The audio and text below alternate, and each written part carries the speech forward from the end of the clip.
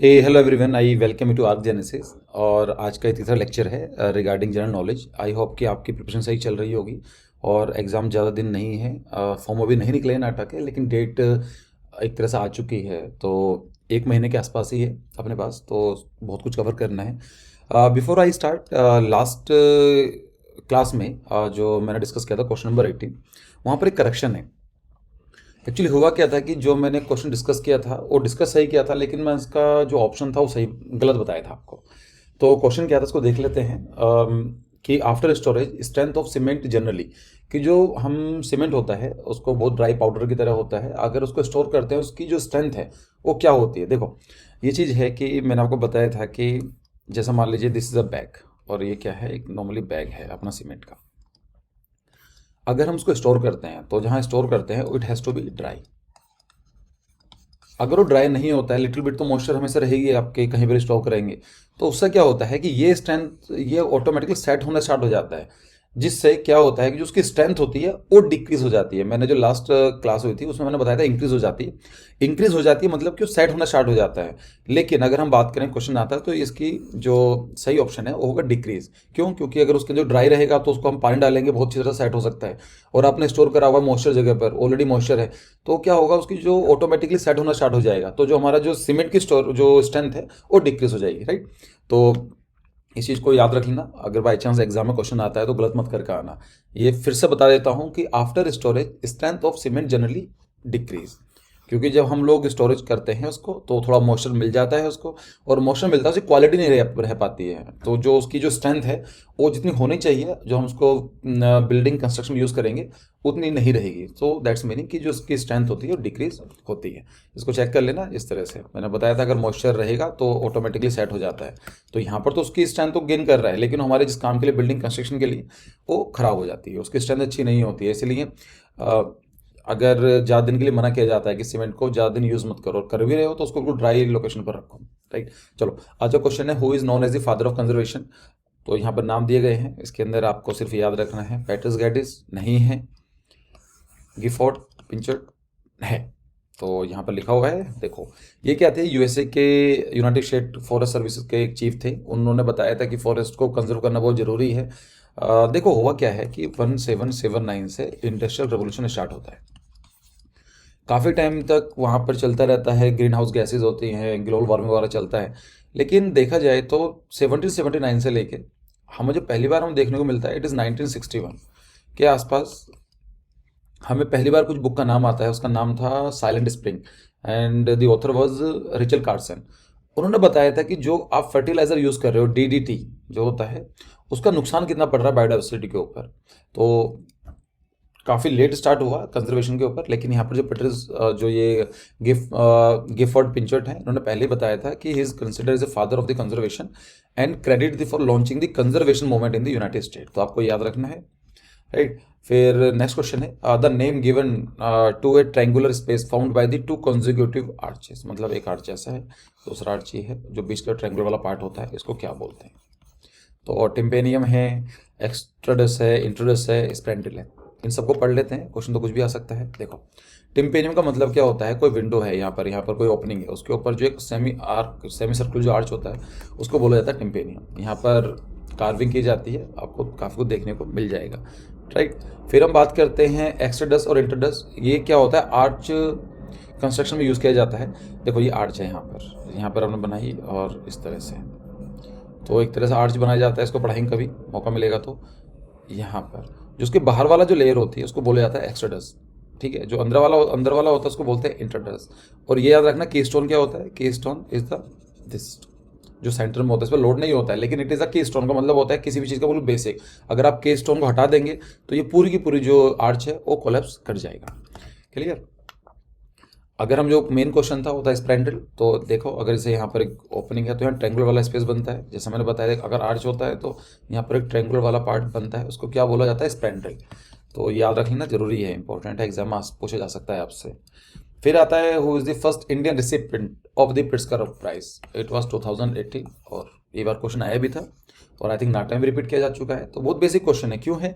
अब पूछ सकते हैं कि क्या हम हर साल याद रखने पड़ेंगे करने के लिए। नहीं, सारे याद नहीं करने हैं, लेकिन फर्स्ट विमेन आर्किटेक्ट कब मिला था, ज़ादी थी, पहले जो आर्किटेक्ट थे कौन थे, फिलिप जॉनसन थे, और इंडिया की तरफ से पहले कौन थे, पहले के आखिरी वही हैं, बीवी दोषी अभी तक।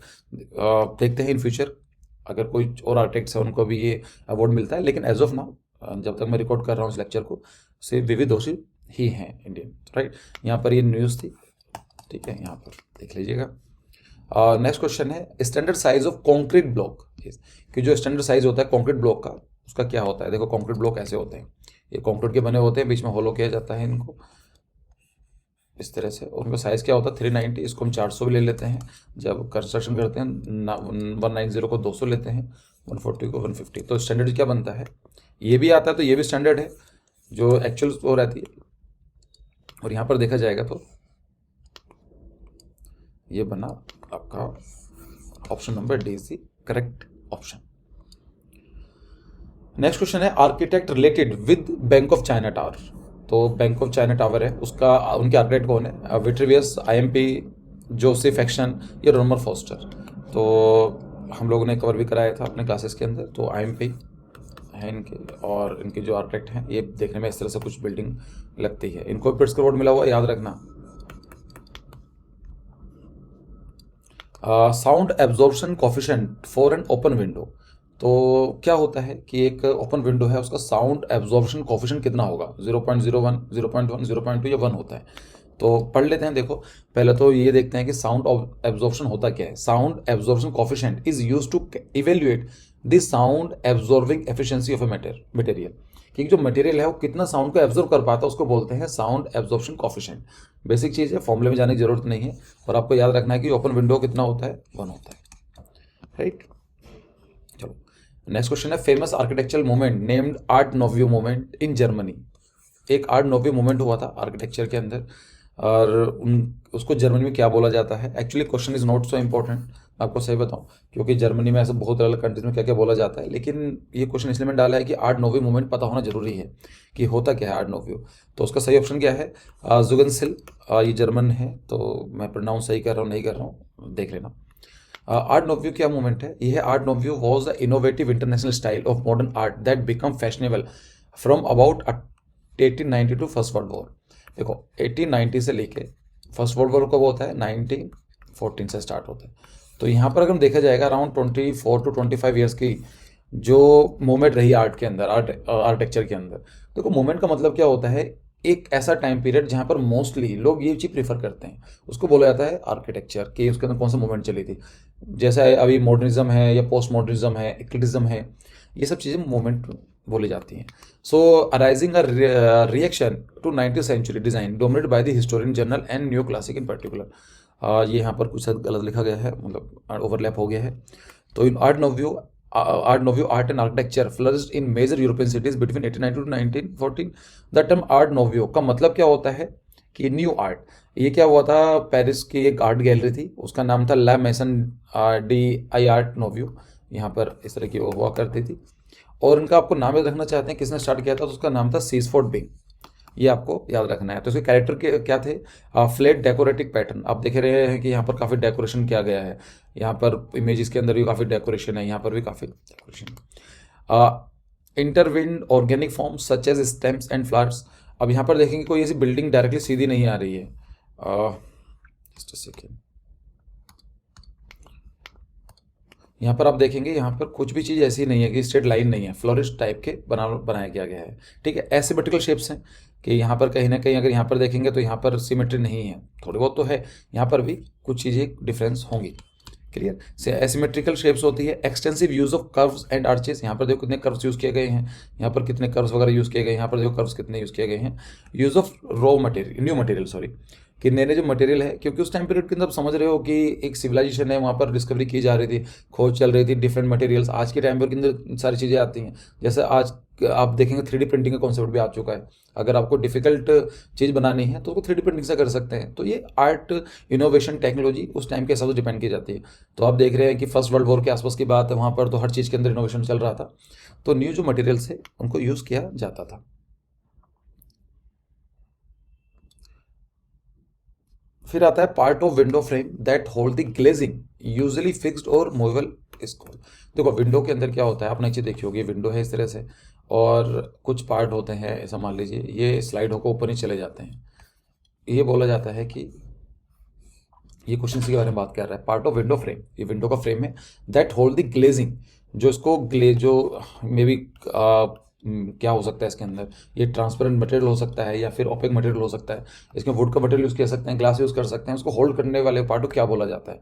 तो पहले चेक कर लेते हैं। देखो ये चीज़ है, आप ये देख रहे हैं, ये वाला पार्ट ये मूव करता है ऊपर नीचे, इसको बोला जाता है शेस, SASH। ठीक है, तो इसका सही ऑप्शन क्या होगा? द राइट ऑप्शन इज शेस। लेकिन स्पायर, टूरेट, ओरियल क्या होते हैं, इनको भी पढ़ लेते हैं एक बार कि एग्जाम तो इनके ऊपर भी आ सकता है क्वेश्चन। तो स्पायर होता है, देखो आर्किटेक्चर में क्या है, कोई बिल्डिंग वर्क बनाते हैं तो ट्रायंगुलर टाइप का ये ऐसा बनाया जाता था, है ना, इस तरह का। अभी हम देख रहे हैं ये वाले पार्ट।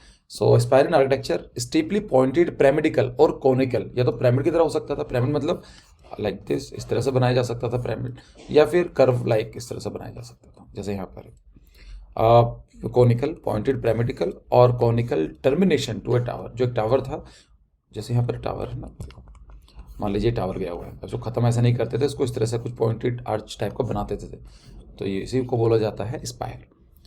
ठीक है, तो was elongated a slender form that was a spectacular visual culmination of building as well as symbol of the heavenly aspiration of pious medieval man। ठीक है, तो फिर आता है टूरेट। टूरेट का कुछ मतलब नहीं होता, इसको बोलते हैं small tower on a top of the large building. एक बिल्डिंग है बहुत बड़ी, उसके छोटा सा टावर टाइप का बना दिया जाता था, तो उसको बोलते थे टूरेट। ठीक है, यहाँ पर देख रहे हैं। फिर एक आता है बे विंडो, ओरियल विंडोज़। सो ओरियल विंडोज़ क्या होती हैं कि ऐसी विंडोज जो फसाड से बाहर निकाल कर बनाई जाती थी। A large bay windows projected from a wall and supported by a corbel और ब्रैकेट। ठीक है, इसको सपोर्ट करने के लिए बनाई जाती थी, इसको हम बोलते हैं ओरियल विंडोज़। चलो नेक्स्ट क्वेश्चन देखते हैं। Minimum height of mumty. Mumty क्या होता है इन आर्किटेक्चरल टर्म्स? आपने अच्छी देखी होगी अपने घर में भी, अगर आपके 2 या 3 स्टोर पर है, ऊपर जाने का रास्ता है सॉरी तो यहाँ पर स्टेयरकेस डाली जाती थी, इस तरह से ऊपर जाते हैं, जाने के ऊपर यहाँ पर आपका सर ना टकराए है, तो यहाँ पर एक छोटा सा एक रूम टाइप का स्ट्रक्चर होता है, उसी को बोला जाता है ममटी। तो कैसा होता है देखने में, देखो यहाँ पर है, काम चल रहा है ममटी का, तो यहाँ पर नीचे सब ऊपर आ सकते हैं। आप सोचेंगे इसकी ज़रूरत क्या है बनाने की, भाई ऊपर ओपन होना ज़रूरी है ना, ये जो बंदा है खड़ा हुआ है कैसे आएगा। तो यहाँ पर ममटी है, तो ममटी का जो मिनिमम साइज़ होता है 2.1 मीटर होता है। 2.1 मीटर का मतलब क्यों होता है कि एटलीस्ट बंदा जा सके उसमें। क्लियर, ऐसा ना हो कि सर पर टकराए, अगर आप जा रहे हैं ऊपर से फ्लोर, अगर इसकी हाइट हम छोटी कर देंगे, लाइक यहाँ तक कर देंगे सपोज करो, तो क्या होगा, तो यहाँ पर टकरा जाएगा आपके सर पर। इसलिए 2.1 मीटर कम से कम हाइट रखनी होती है, उसके ऊपर कितना भी रखो। फिर आता है chief architect of Mysore palace. तो जो मैसूर पैलेस के जो आर्किटेक्ट हैं कौन थे? लुइस बॉली, Henry Irwin, Russell Short, PV Doshi. तो सही ऑप्शन क्या है इसका? Henry Irwin. तो ये मैसूर पैलेस है, बहुत ही ज़्यादा सुंदर है, और यहाँ पर तो मैसूर और पेंटिंग भी काफ़ी फेमस हैं, आर्ट जो है उनकी, लेकिन कभी मौका मिलेगा डिस्कस करेंगे आपसे। और बाकी हमारा जो क्रैश कोर्स हैं वो सैटरडे से स्टार्ट हो रहे हैं, तो अगर आप ज्वाइन करना चाहते हैं तो हमारे शेड्यूल है, 20 क्लासेस होंगी, अराउंड 20 असाइनमेंट्स होंगे, 500 से क्वेश्चन ऊपर हम डिस्कस करेंगे जीके। यहाँ पर तो ही एक्स्ट्रा की बात कर रहा हूँ मैं, ड्राइंग असाइनमेंट्स मिलेंगे। आपकी ड्राइंग अच्छी नहीं है तो आप वो कर सकते हैं, जीके क्वेश्चंस होंगे, करंट अफेयर होगा, जनरल नॉलेज होगी। 11 बुकलेट्स आपके घर पहुँचा दी जाती हैं, जिसके अंदर अराउंड 800 से लेकर 900 प्रिंट आउट्स होते हैं, कलर प्रिंट आउट्स होते हैं, और आपको पूरा का पूरा जो मटेरियल है आपको इन हैंड मिल जाएगा।